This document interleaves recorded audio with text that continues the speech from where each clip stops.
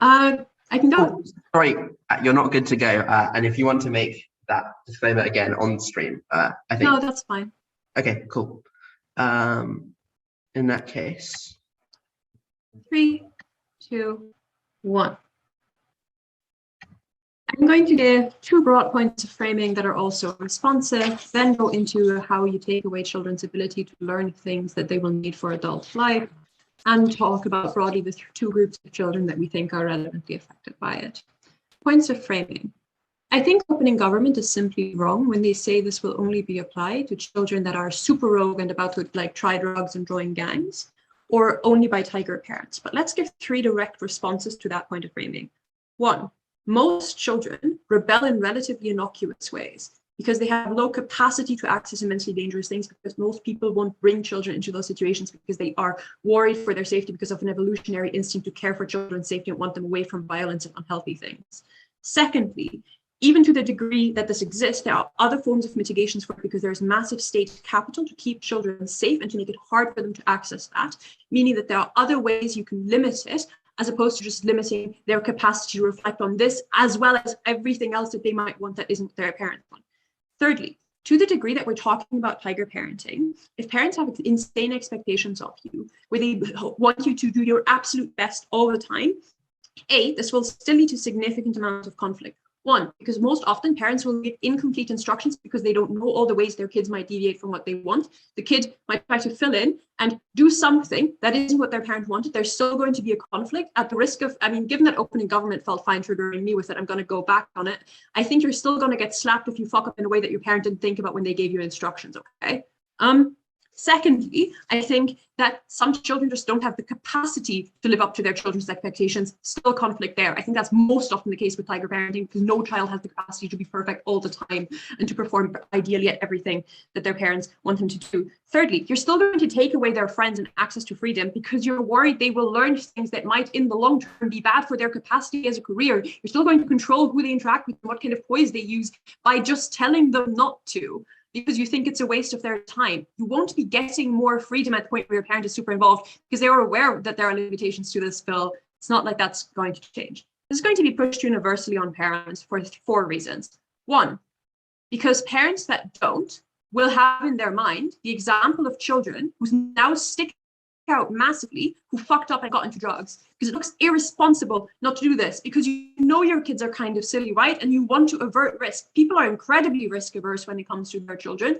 It will be something that you do just in case your child might, because they go to school 8 hours a day and you don't know what they're up to. Secondly, because the negative examples now are massively more publicized because they're much rarer, right? Because most of them are sedated out, meaning that any kind of rebellion, even smaller kinds of rebellion, stick out negatively and make your child competitively worse against everyone else and you want them to have the best chance.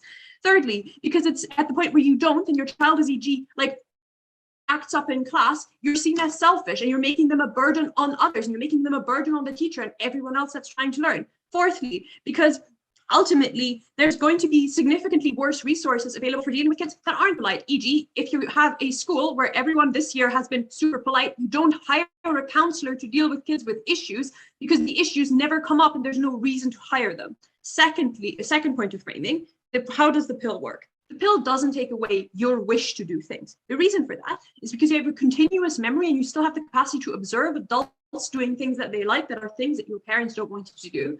And you observe other children acting slightly differently and you understand how that might work. Taking away your ability to process that information is something that would probably be incredibly neurologically complex. This bill probably is too, but I think we have to assume on the lowest additional set of facts within this debate, namely that it takes away the action. Anything else requires a significant analytical burden, given the fact you still have capacity presumably to perform some free wishes. Let's talk about the learning process as why it cannot happen at the point where people are given this pill continuously.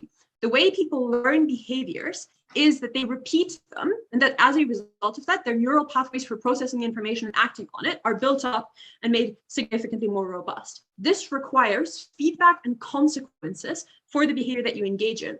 PM says you can still form habits. This is false. The reason for that is A, that you don't get positive feedback for being polite anymore because it's not unique. Everyone around you is polite and goes to school, meaning that it's not something that's reinforced in you.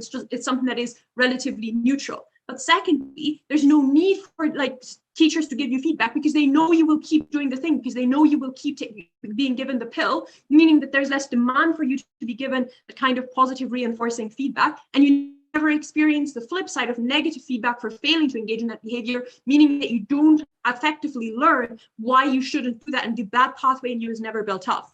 In a developing brain that is soaking up information, it's incredibly essential that you actually learn those things. Why is it needed? Because every decision that you make in your adult life when you are no longer taking this pill has a component of instant gratification and temptation where you could go wrong, where you could fuck up, because most decisions that we make are short-term trade-offs to long-term gains. Not learning that means that you have an inherent temptation to go toward the short-term thing because it is a thing that is more palpable and proximate to you, and as a result, you feel yourself more affected by it because you can imagine it more clearly to your current situation, and you can compare it more closely to what you're acting on. But secondly, it seems more certain to you because short-term things appear more certain to us than long-term things.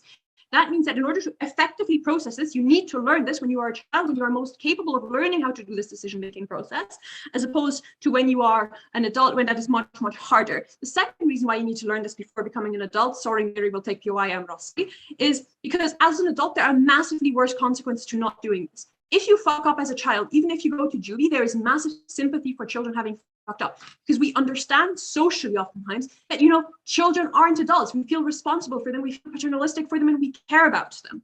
That we also don't hold people responsible for what they did as a child, because we understand that that was not the person that they are now, because we differentiate the adult and the child. That is not the case if you get yourself into drugs as an adult. Also, probably more drug dealers are willing to sell drugs to adults than to kids, because even drug dealers oftentimes aren't monsters. Thirdly, I think ultimately, though, you also just need to learn of yourself as an actor and as someone who has the capacity to make decisions in the first place.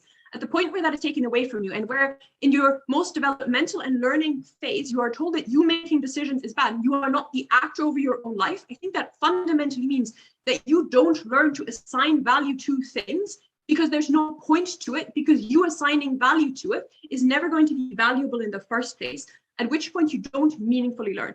Why does it happen otherwise effectively? 4 reasons. 1, parents oftentimes have a massive incentive to communicate effectively with their child and provide them like incentive framework to create good behavior, but also to explain why the good behavior is good. Secondly, kids are really curious, they want to learn. Thirdly, context. Society has massive capacity and reason, because of the evolutionary empathy with children, because we know they are our future, to provide good, good structures for them to learn in and to thrive